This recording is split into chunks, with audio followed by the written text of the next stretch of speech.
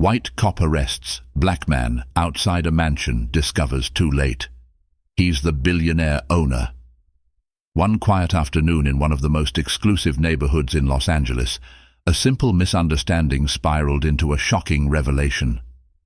A man standing outside his own mansion was handcuffed and humiliated, all because of how he looked.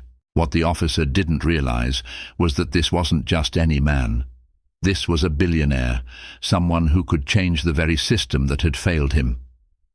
Stay tuned, because what happens next will leave you speechless. And if you're ready for more powerful stories like this one, make sure to hit that subscribe button and turn on notifications. Let's dive in. The sun hung low in the Los Angeles sky, casting golden hues across the pristine mansions of Bel Air. The air was still, save for the occasional chirp of a bird or the hum of a luxury car passing through the quiet streets. Marcus Grant eased his sleek black Aston Martin into the long driveway of a sprawling white mansion, its towering gates glinting in the sunlight.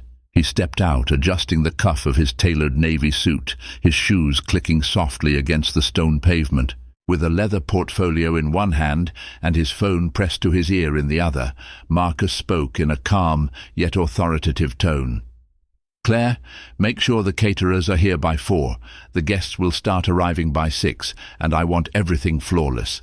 His voice carried the confidence of a man who had built his empire from the ground up. At just 39, Marcus was one of the youngest self-made billionaires in the tech industry, the founder and CEO of Neocore Tech, a global leader in artificial intelligence. But at this moment, his focus wasn't on corporate takeovers or product launches. It was on tonight's charity gala, an event to raise funds for underserved youth in the very neighborhoods he had once called home. As he ended the call, Marcus glanced up at his mansion, an architectural marvel of glass and stone, nestled among meticulously manicured hedges. The property was his pride and joy, not because of its grandeur, but because it symbolized how far he had come. Yet even in this moment of quiet accomplishment, he felt the weight of unseen eyes. From the second-floor window of a neighboring house, Margaret Adler peered through her lace curtains. The sight of Marcus, a well-dressed black man, moving purposefully outside the grand estate, sent a ripple of unease through her. Margaret's lips thinned into a disapproving line as she reached for her phone. "Hello, police? Yes, I'd like to report a suspicious individual. He's loitering outside one of the houses on Westwood Lane. He doesn't look like he belongs here." Her voice trembled slightly, whether from genuine fear or the deep-seated biases she refused to acknowledge, even to herself. Marcus, unaware of the storm brewing just a few houses down, walked toward the front door, flipping through the documents in his portfolio. A warm breeze stirred the air, carrying the faint scent of jasmine from the garden. The tranquility was suddenly interrupted by the distant sound of screeching tires. He turned his head in time to see a black and white police cruiser pull up at the curb. The car door slammed, and a white officer, tall and broad-shouldered, stepped out.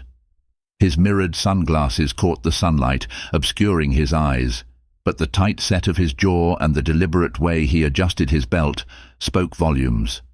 Marcus's brows furrowed in confusion. He hadn't called the police, and as far as he knew, neither had his staff. He stood still, keeping his hands visible by his sides as the officer approached. "Afternoon," the officer said, his tone clipped. "May I ask what you're doing here?" Marcus tilted his head slightly, measuring the man before responding. "I live here," he said evenly, gesturing toward the house. "Is there a problem?" The officer's lips curved into a tight, humorless smile. "Do you have any ID to prove that?" Marcus's confusion deepened into irritation, but he kept his expression neutral. "Of course."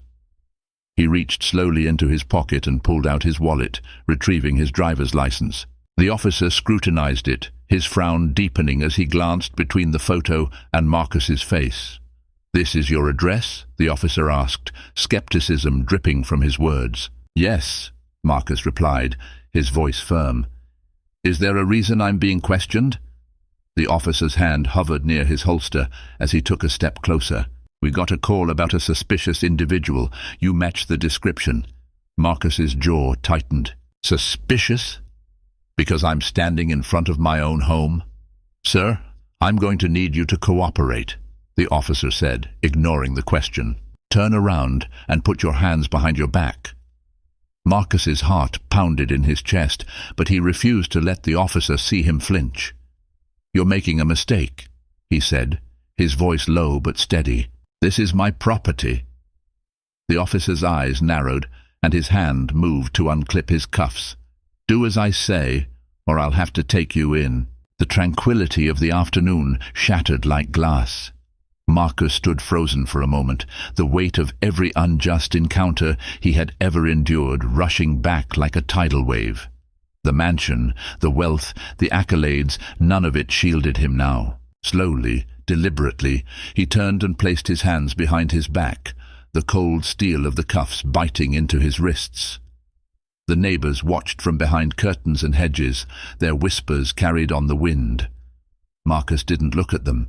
His eyes stayed on his house, the symbol of his triumph, now blurred by the sting of humiliation. As the officer led him toward the patrol car, Marcus vowed silently, "This won't end here." The sound of the handcuffs clicking shut reverberated in Marcus's ears, louder than the rustling leaves or the distant hum of traffic. It was a sound that took him back, past the years of hard-won success, to a time when he was just another black boy, walking the streets of his old neighborhood, shadowed by suspicion. He could feel his pulse in his temples, steady but heavy, each beat a reminder to keep his composure. "Move!" the officer barked, nudging him toward the patrol car with a hand on his shoulder. Marcus looked over his shoulder, his gaze locking with the officer's sunglasses. He could see his own reflection in them, his suit, his calm demeanor, the unmistakable disbelief etched into his face. He wanted to say something, to assert his rights, but the heat in his chest warned him to wait. He knew the script too well. One wrong move, one wrong word, and the situation could escalate beyond repair. The patrol car door opened with a metallic groan, its interior smelling of worn vinyl and faint traces of sweat. Marcus lowered himself into the back seat, the cuffs digging into his wrists as he adjusted. The officer slammed the door shut, muttering something into his radio. Through the tinted window, Marcus could see the mansion, his mansion, standing tall and unyielding in the afternoon sun. He had worked for years to achieve this life, to create a sanctuary that no one could question. Yet here he was, sitting in the back of a patrol car like a criminal, his achievements reduced to dust in the eyes of this man. The officer returned to the driver's seat and started the engine. "You think you're clever, don't you?" he said, not bothering to look back at Marcus. Marcus tilted his head, his voice calm but firm. "I'm not sure what you mean, officer." The man chuckled, though there was no humor in it. "Nice suit, expensive car. You really think that's enough to blend in around here? People like you always slip up." There it was, thinly veiled prejudice, sharpened into a weapon. Marcus's jaw clenched, but he said nothing, letting the officer's words hang in the air like smoke. He knew better than to respond now. His time would come. As the car began to roll forward, Marcus saw a figure dart into the driveway, a petite woman in a crisp white blouse and pencil skirt, clutching a leather portfolio. It was Claire, his assistant, her face a mixture of panic and determination as she flagged down the car. The officer sighed audibly, pulling the car to a halt. "Stay here," he said sharply, as if Marcus had any other choice. Claire approached the driver's side window, her chest rising and falling with each breath. "Excuse me, officer," she said, her voice tinged with both authority and frustration. "What exactly is going on here?" The officer glanced at her, clearly unimpressed. "And you are?" "I'm Claire Davenport, Mr. Grant's assistant," she replied, her tone clipped. She gestured toward Marcus through the window. "That's Marcus Grant, the owner of this property." The officer leaned back in his seat, folding his arms. "You expect me to believe that? A call came in about someone trespassing. This man fits the description." Claire's mouth opened, then closed, as if the sheer absurdity of the situation momentarily rendered her speechless. "Officer," she began again, her voice sharper now, "he doesn't fit the description, he fits the deed to the house." Marcus watched the exchange from the back seat, his emotions a complex storm of gratitude and frustration.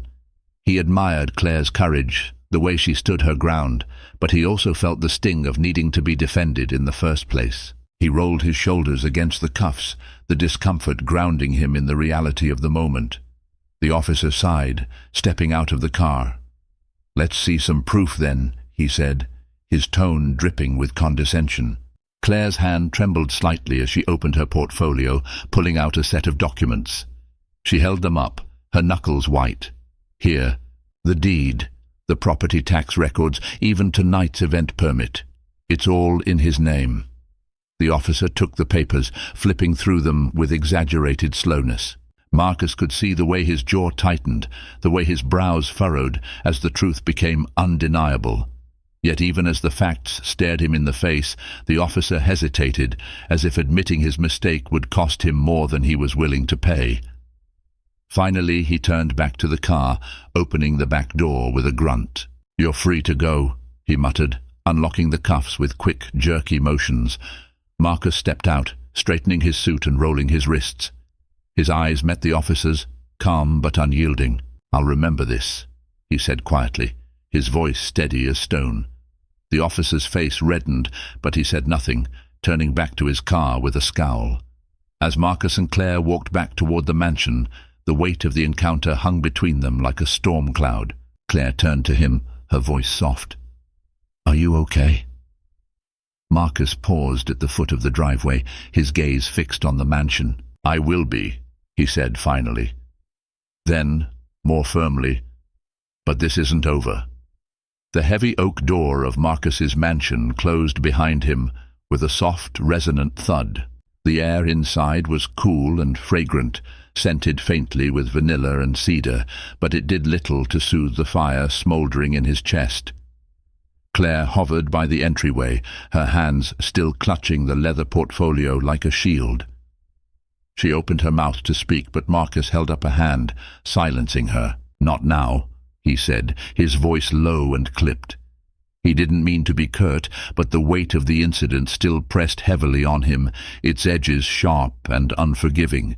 He needed space to think, to process. Claire nodded, her lips pressed into a thin line. "I'll start making calls," she said softly. "We can't let this go unanswered." He gave her a small nod, appreciating her understanding, but his mind was already elsewhere.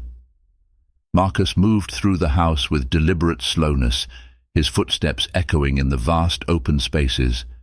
The polished marble floors gleamed under the soft afternoon light filtering through the floor-to-ceiling windows.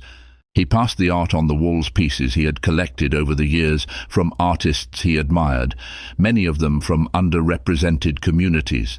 Each piece told a story of struggle, of triumph, of resilience.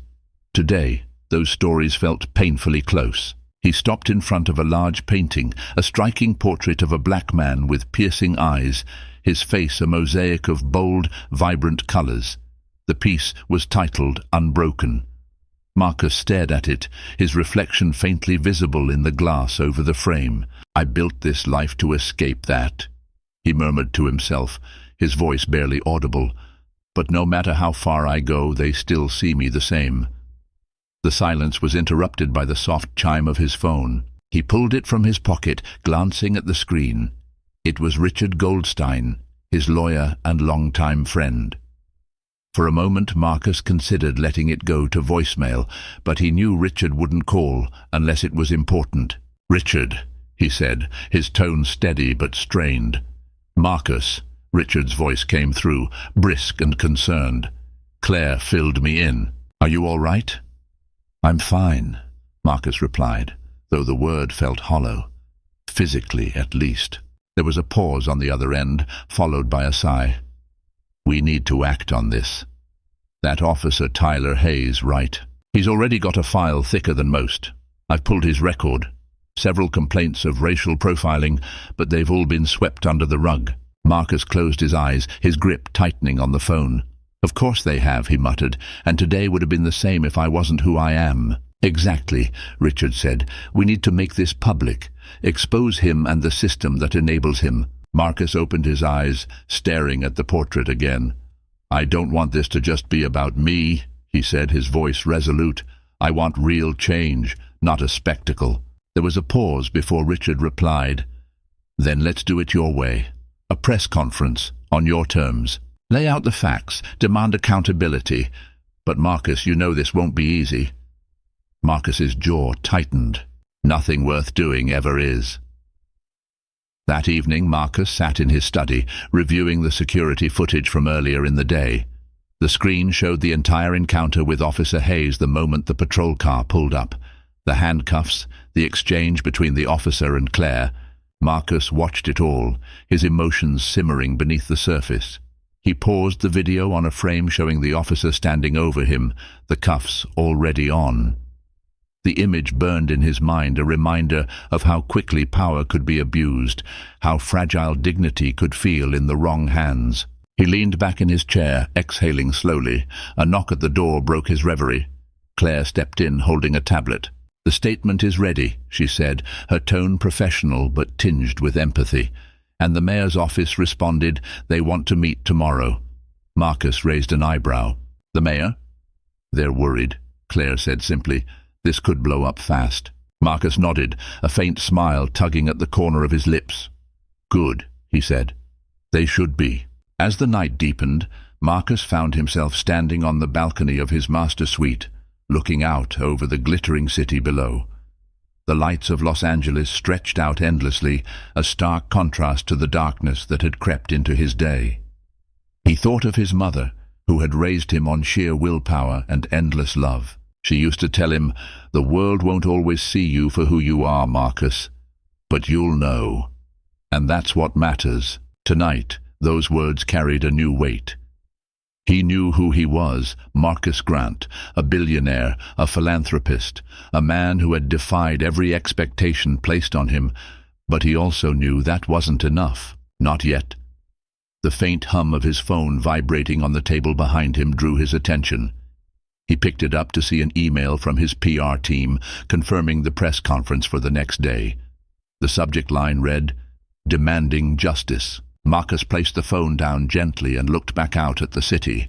He wasn't just fighting for himself, he was fighting for every person who had ever been seen as less than.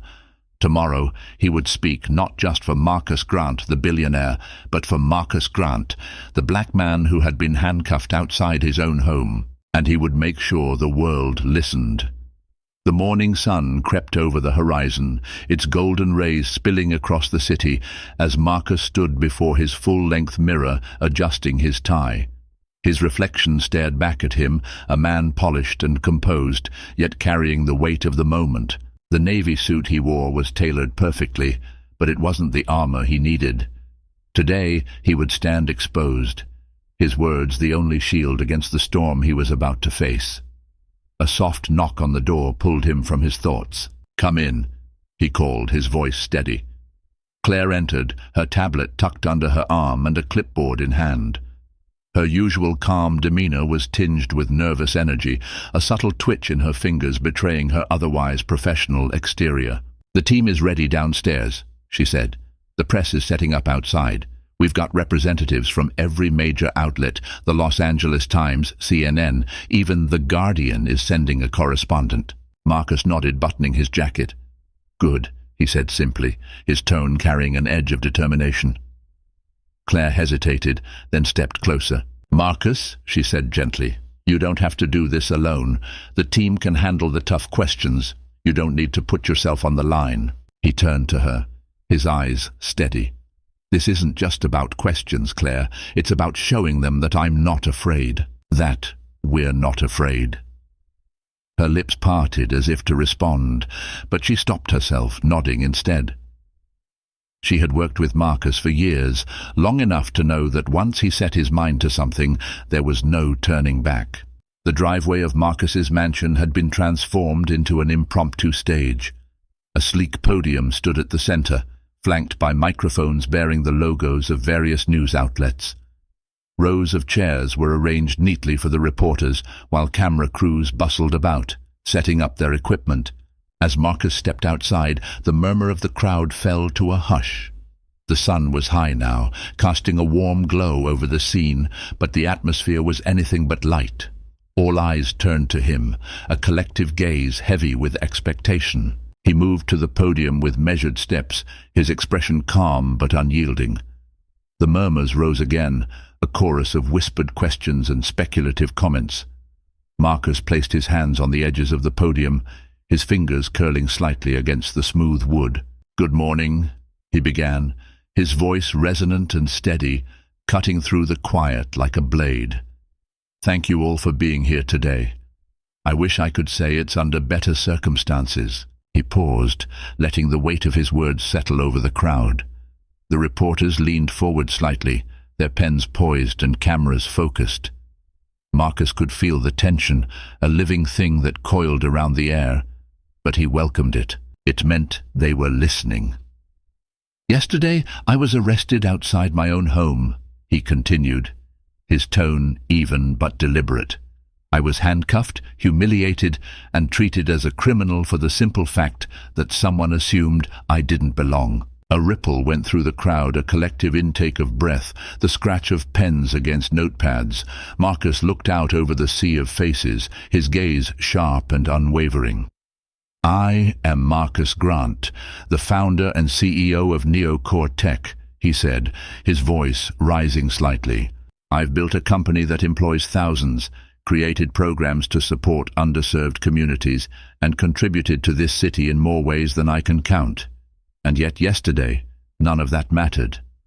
To that officer, I was just another black man in the wrong place at the wrong time." He let the words hang in the air, the silence almost deafening. Then, with a deep breath, he continued.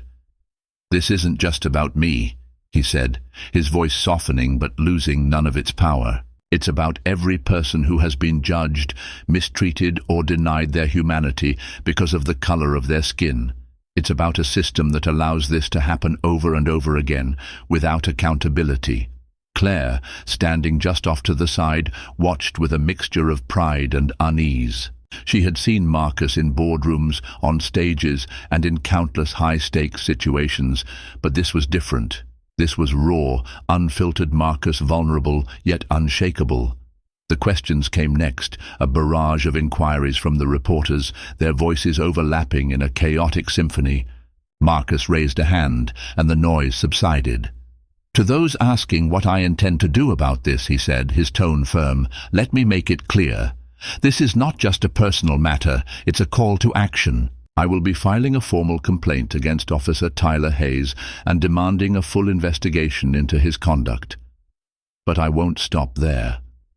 He leaned forward slightly, his gaze sweeping over the crowd. "I will be dedicating $10 million to establish a new initiative focused on police reform and racial bias training.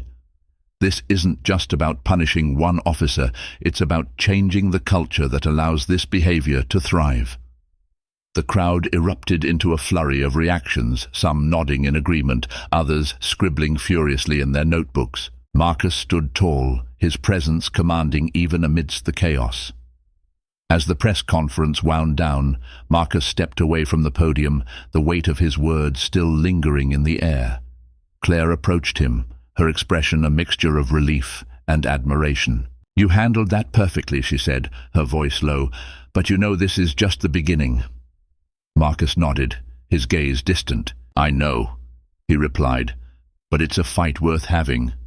As they walked back toward the mansion, Marcus glanced over his shoulder at the reporters packing up their equipment, their conversations a murmur in the background. For the first time in hours, he allowed himself a small, fleeting smile. This wasn't the end of the story, it was just the beginning of a much larger one.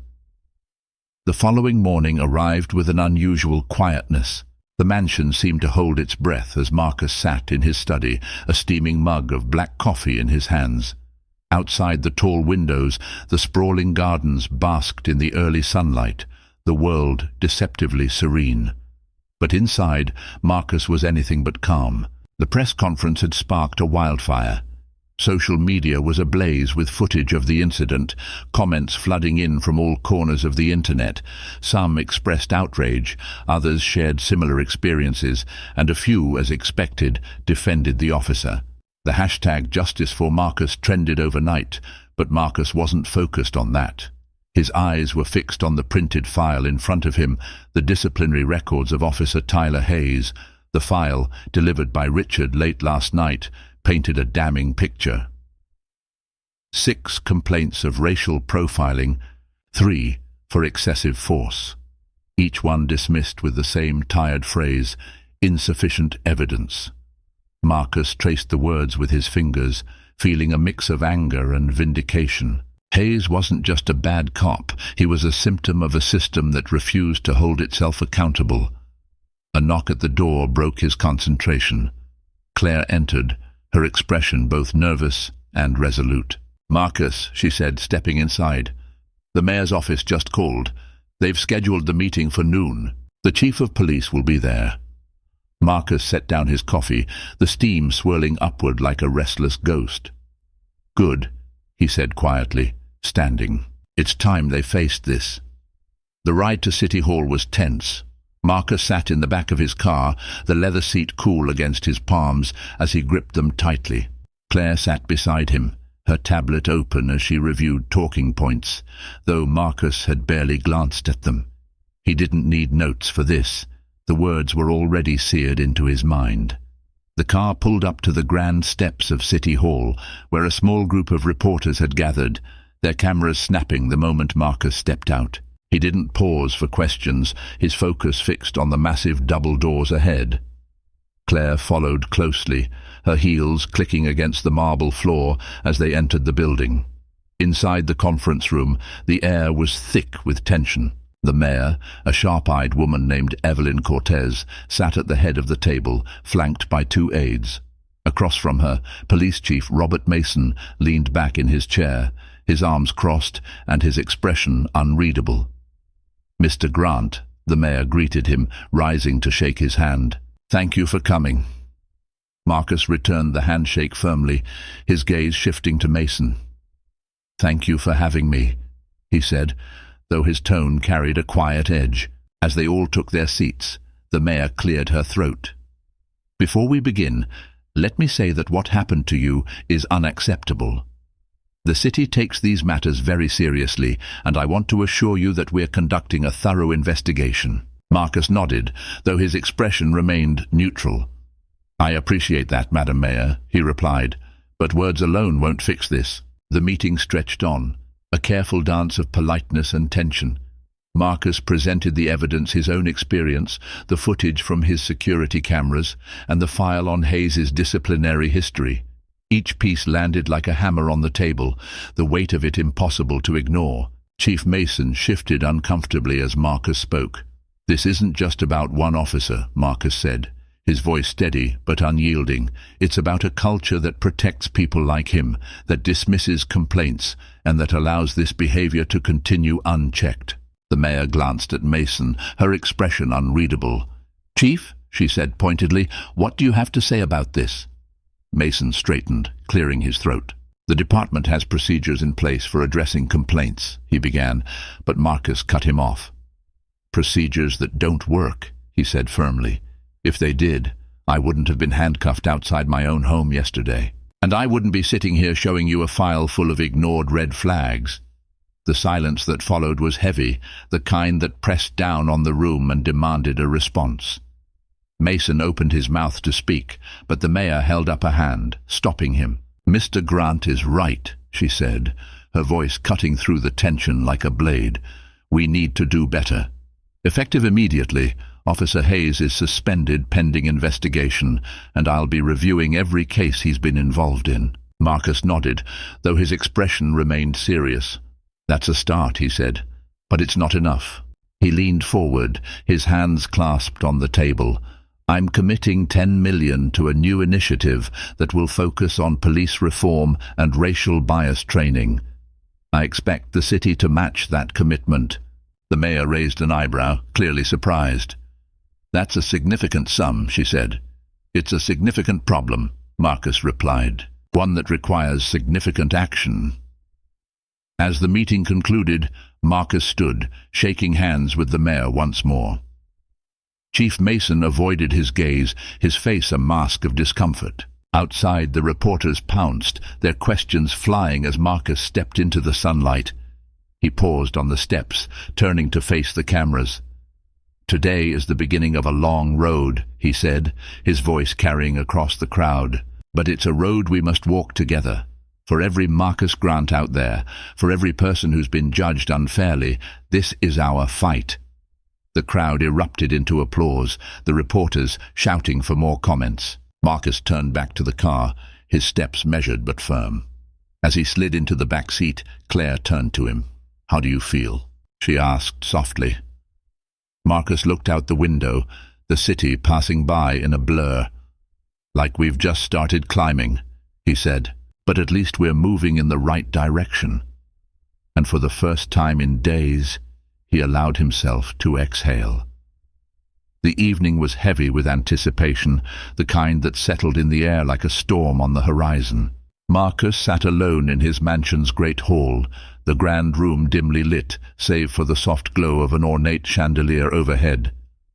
The walls, adorned with art that spoke of resilience and identity, seemed to watch him silently, as if they too awaited what was to come.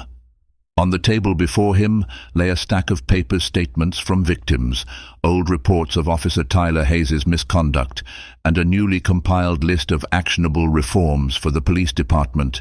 Beside them rested his phone, screen dark but buzzing intermittently with notifications. The press conference had ignited a firestorm, and the world was paying attention. Claire entered the room quietly, her footsteps barely audible against the polished marble floor. She carried a laptop under one arm and a cup of tea in the other. Setting the tea down in front of Marcus, she gave him a look of quiet encouragement. "They've confirmed the airtime," she said, her voice soft but resolute. "Your segment will run tonight on CNN Prime and Good Morning America tomorrow. This story is everywhere." Marcus nodded, his fingers brushing the edge of the teacup. "Everywhere," he repeated, though his tone carried a hint of weariness. "And yet, it's still not enough." Claire tilted her head, her brow furrowing slightly. "Not enough?" she asked. "Marcus, you've started something. People are listening. Change doesn't happen overnight, but this is progress." He looked up at her, his expression unreadable. "Progress is fragile, Claire. It takes one moment, one misstep to undo it all." The conversation was interrupted by the sound of the doorbell echoing through the house. Claire glanced at Marcus, who nodded for her to answer it. Moments later, she returned with Richard Goldstein in tow, his briefcase swinging lightly at his side. "Evening," Richard said, his tone brisk but warm. "Thought I'd drop by before your big moment tonight." Marcus gestured for him to sit, and Richard took a seat across from him, setting the briefcase on the table. "I've got something you'll want to see," Richard said, opening the case and pulling out a thick manila folder. "This is the full internal report on Officer Hayes. It's worse than we thought." Marcus leaned forward, his eyes narrowing as Richard slid the folder toward him. Flipping it open, Marcus scanned the pages, his jaw tightening with each line.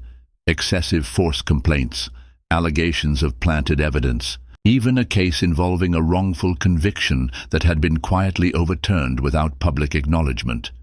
"This man has been a ticking time bomb," Richard said grimly, "and the department knew it." Marcus closed the folder, his fingers tapping against the cover. "They protected him," he said, his voice low. "They chose him over the people they were supposed to serve." The silence that followed was heavy, charged with unspoken anger. Marcus sat back in his chair, his gaze distant. "We'll release this," he said finally. "Not just the press, but the public. They need to see what's really happening behind the badge." Richard hesitated. "Are you sure? This could stir up a lot of backlash. People might accuse you of targeting the department." "Let them," Marcus replied, his tone firm. "This isn't about one department or one officer. This is about a culture that values silence over accountability. That stops today." Later that evening, Marcus stood in front of a large monitor in the study, watching as his interview aired live on CNN Prime. The camera captured him sitting in the very same room, his demeanor calm but impassioned as he recounted the events of his arrest and the larger issues it represented. "This isn't just my story," Marcus said on the screen. "It's the story of countless others who don't have the platform to speak out. But I do, and I won't let this moment pass without demanding change." The screen cut to the anchor, who highlighted the newly released report on Officer Hayes. The anchor's voice was sharp, filled with indignation, as they outlined the officer's history of misconduct. The story was relentless, leaving no room for excuses. As the broadcast ended, Marcus turned off the monitor, the room falling into silence once more. Claire and Richard sat nearby, their expressions a mixture of pride and exhaustion. "You did it," Claire said quietly. "You put it all out there." Marcus nodded, though his expression remained serious. "It's a start," he said, "but now we see who's willing to act." The next morning, the fallout began. The headlines were everywhere. Billionaire exposes corruption in Bel Air Police Department. Officer Hayes suspended amid growing scandal. Systemic racism under fire after high-profile arrest. Marcus's phone rang constantly, journalists seeking more comments, advocacy groups asking to collaborate, even city officials scrambling to manage the growing crisis. But one call stood out. It came from a number Marcus didn't recognize, but something about it made him answer. "Mr. Grant," the voice on the other end said, cold and sharp. "This is Tyler Hayes. I hope you're happy." Marcus's grip on the phone tightened, but he remained silent, letting the man speak. "You've ruined my career," Hayes continued, his tone filled with venom. "For what? A show? You think you're some kind of hero?" Marcus's response was calm, measured. "No, Officer Hayes. I think I'm a man who's tired of watching people like you destroy lives without consequence." There was silence on the other end, followed by a sharp click as the call ended. Marcus set the phone down, exhaling slowly. The storm was far from over, but for the first time in days he felt a flicker of hope. The truth was out, and the world was listening. The days that followed were a blur of chaos and momentum. The scandal surrounding Officer Tyler Hayes had erupted into a citywide controversy, engulfing headlines and sparking protests. News vans lined the streets outside Marcus's mansion, their cameras trained on the gates, hoping to catch a glimpse of the man who had become the center of a movement. Inside, Marcus sat at his dining table, a spread of newspapers and printed emails in front of him. Each headline, each message, added fuel to the fire burning within him. The city was in upheaval, people demanding change, voices shouting for justice, but the system moved at a glacial pace, weighed down by bureaucracy and resistance. Claire entered the room, her expression serious as she placed a tablet next to Marcus. "The mayor's office has released a statement," she said, her voice steady but cautious. "They're launching an independent investigation into Hayes and his handling of past cases." Marcus raised an eyebrow, his fingers pausing on the edge of a newspaper. "Independent?" he asked, his tone skeptical. Claire nodded. "They've appointed a third-party review board. It's a step forward, but—" She hesitated. "But it's not enough," Marcus finished for her. He leaned back in his chair, the weight of the situation pressing down on him. "They're trying to manage the optics, not fix the problem." Claire's silence confirmed his suspicion. She placed a hand on his shoulder, a rare gesture of comfort. "You've already accomplished more than most people could," she said softly. "But I know you're not stopping here." Marcus smiled faintly, though his eyes carried the burden of the fight ahead. "I can't stop," he said, "not when we're this close to real change." The following evening, Marcus attended a community town hall organized by local activists. The venue, a modest but packed auditorium, buzzed with energy. People from all walks of life filled the seats, young and old, black and white, professionals and laborers, all united by a shared outrage and a hunger for justice. Marcus stood near the back of the stage, listening as speakers took turns sharing their stories. A young man recounted his wrongful arrest, his voice trembling with emotion. An elderly woman spoke of her grandson, who had been harassed by the police for simply walking home. Each story was a piece of a larger puzzle, painting a picture of a system that had failed too many for too long. When Marcus's turn came, the room fell silent. He stepped forward, the spotlight harsh yet grounding as it illuminated him. He scanned the faces before him, each one carrying a mix of hope, anger, and determination.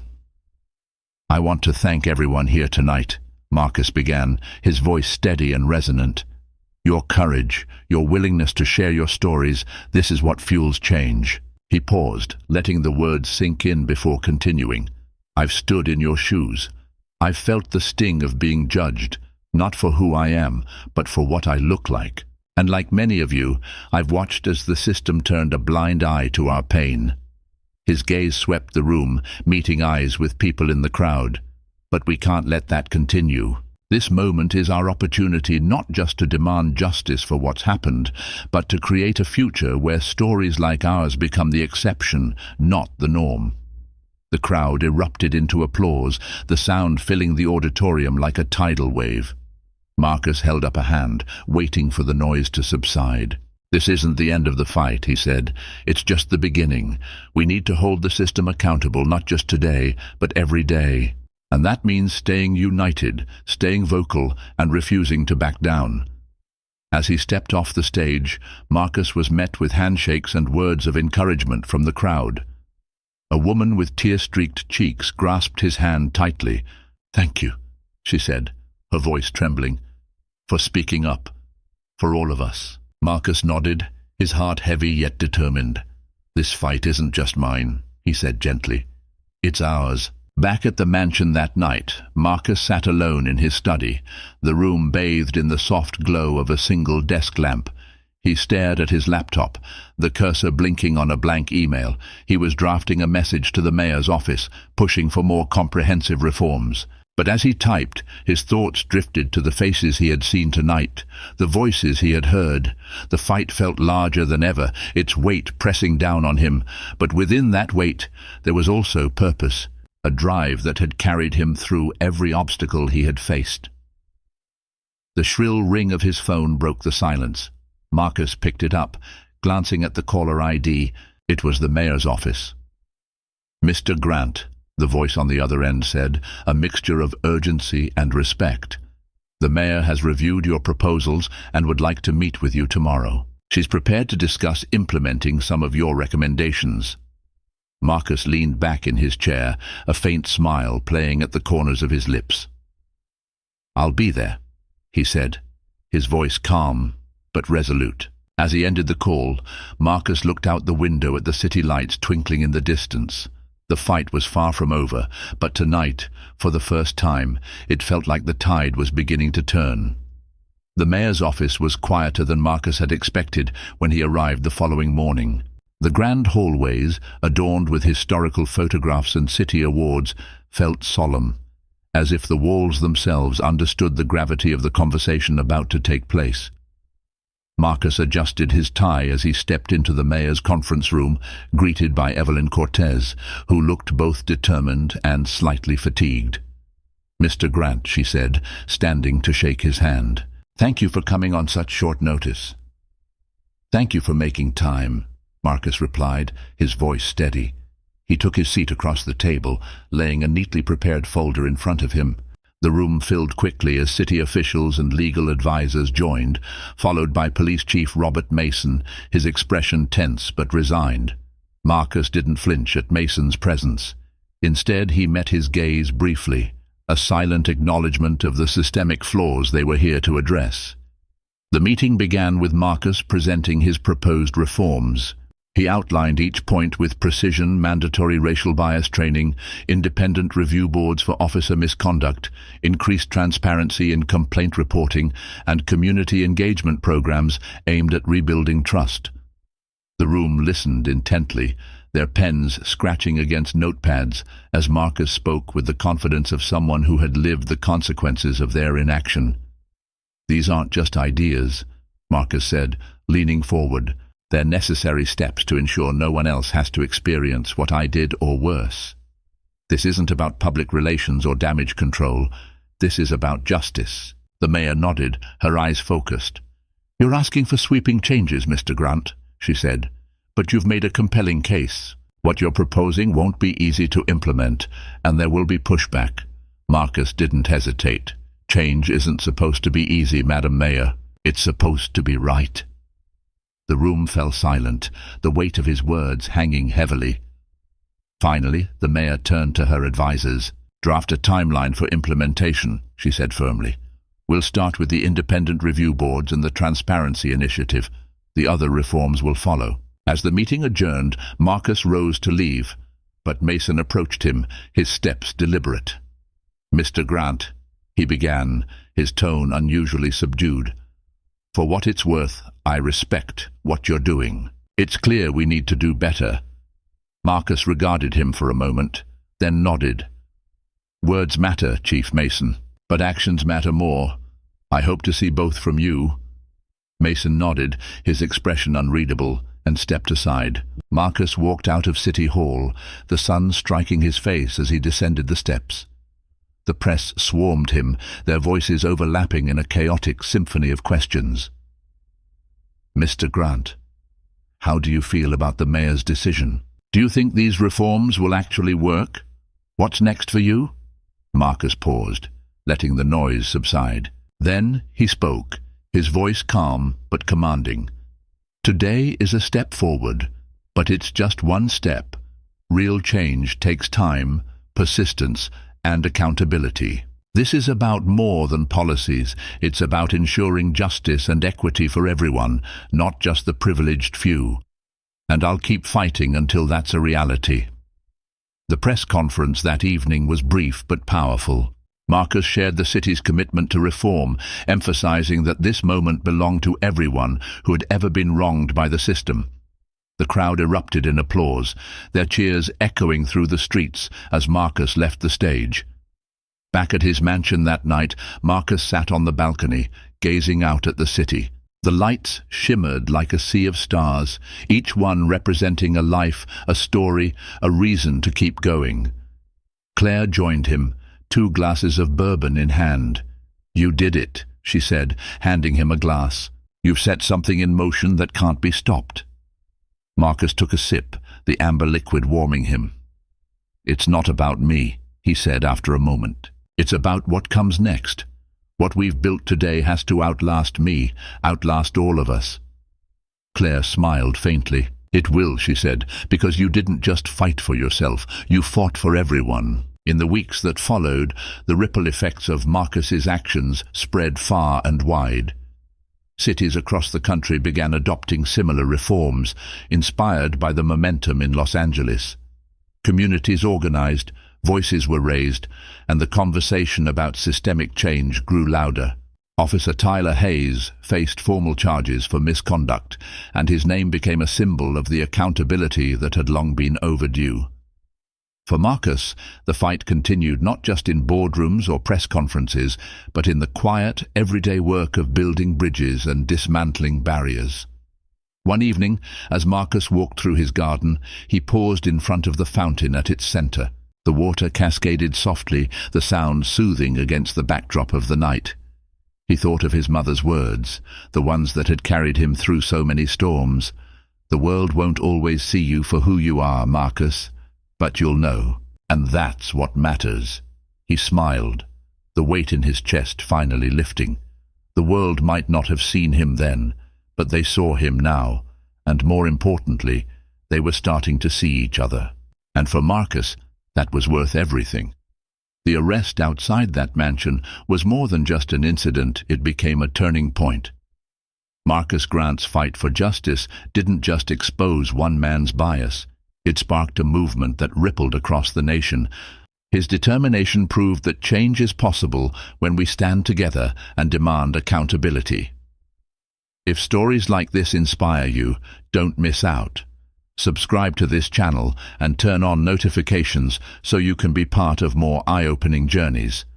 Your support makes a difference. Let's keep these conversations alive.